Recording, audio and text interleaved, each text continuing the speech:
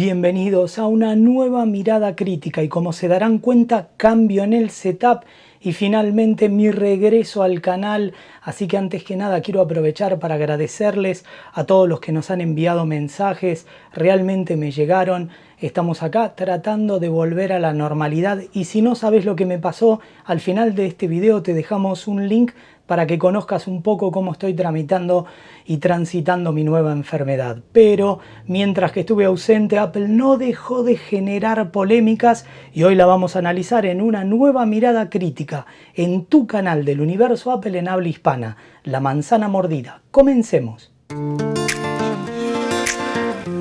Y como hemos comprobado en las últimas semanas, los rumores tienden a cumplirse. Es decir, que a lo largo de un intervalo de tiempo finalmente se cumplen de una u otra manera. De hecho, como ejemplo, hace varios meses, te diría cerca de un año, hablábamos de la posibilidad de que las aplicaciones profesionales de Apple finalmente llegaran a todas las iPad que tuvieran procesadores de la serie M. Algo que se anunció hace muy pocos días y que ya estamos a punto de poder probar. Final Cut Pro y Logic. Por lo tanto, son ejemplos que vamos notando que los rumores siempre tienen algún origen.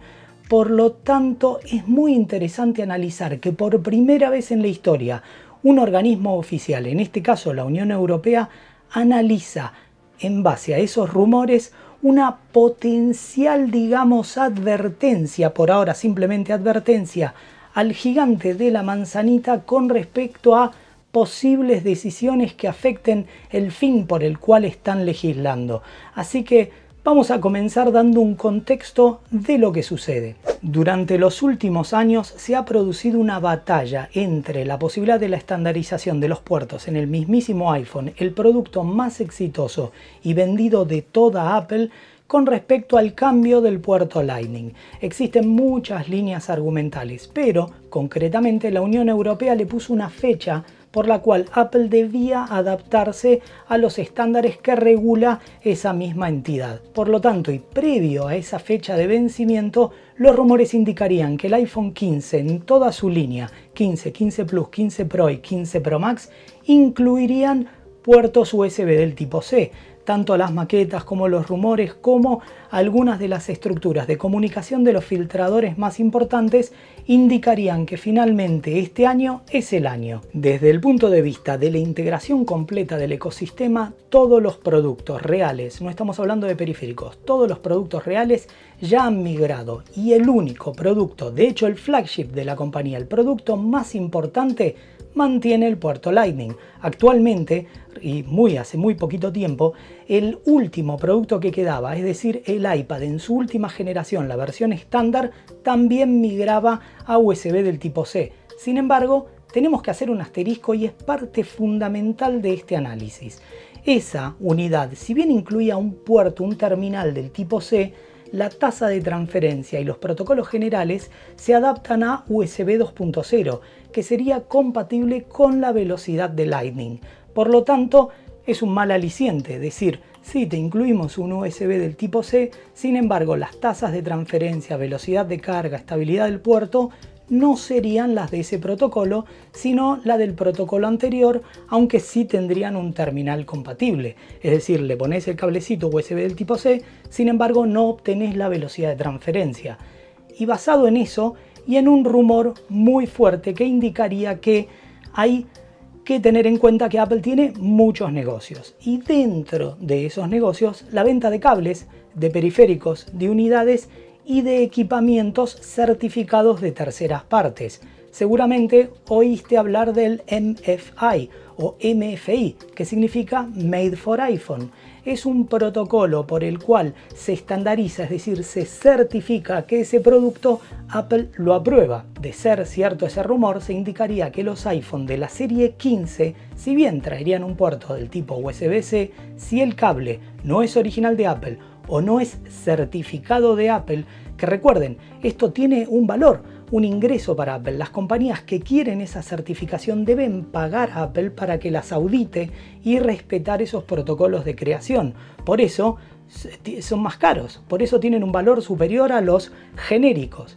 Esa certificación haría que pueda destrabar la velocidad, la potencia, la velocidad de carga, estabilidad y todo el protocolo del USB del tipo C. Sin embargo, si tenés un cable, digamos, alternativo, aunque de muy buena calidad, no vas a poderlo obtener, limitándote, es decir, te bloquean la capacidad de transferencia y de carga, la velocidad de carga, a un protocolo estandarizado 2.0. Por eso la Unión Europea dice que si bien es una advertencia, que si estos rumores son ciertos, esperamos que no lo sean, porque implicaría que Apple está desvirtuando el concepto. La Unión Europea no quiere que pongan un puerto USB del tipo C porque sí.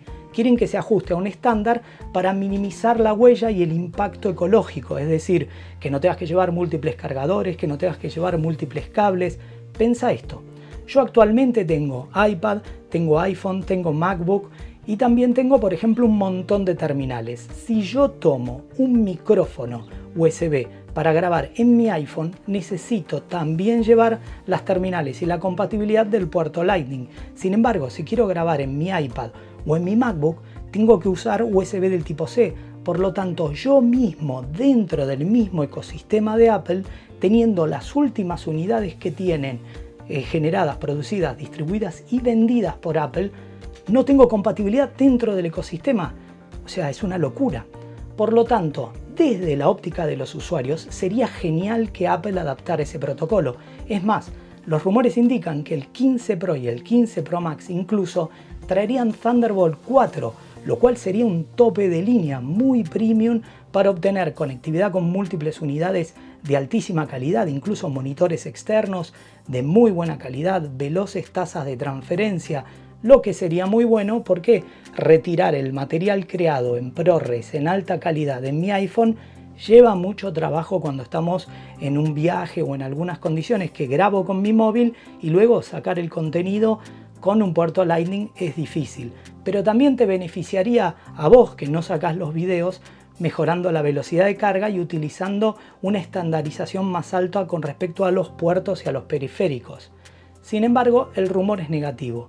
Pero hay más rumores negativos. Recientemente en la última versión y con las nuevas beta se incluye un nuevo código interno asociado a tu móvil que se llama Country ID. ¿Por qué?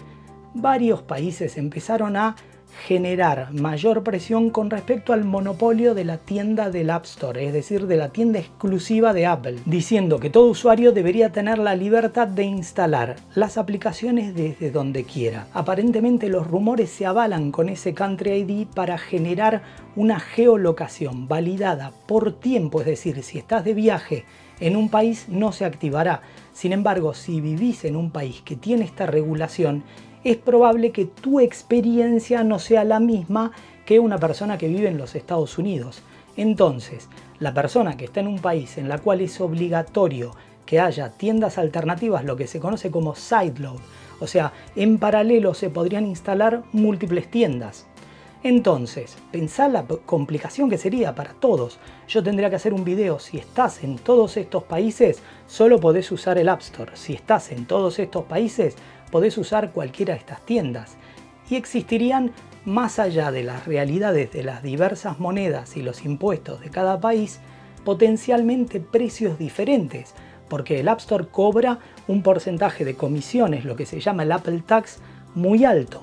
Si otras tiendas no lo hicieran o cobraran menores tasas, los desarrolladores preferirían poner sus aplicaciones en esa tienda con limitaciones diferentes y con comisiones diferentes. Entonces tal vez te querés comprar una app y en el App Store vale 6,99 y en la tienda alternativa cuesta 4,99. Entonces pensá la cantidad de complicaciones, pero fundamentalmente la experiencia diferente que tendríamos todos los usuarios en algo tan fundamental como tu libertad. Pero bueno, las controversias no se detienen y las seguiremos analizando en futuras miradas críticas.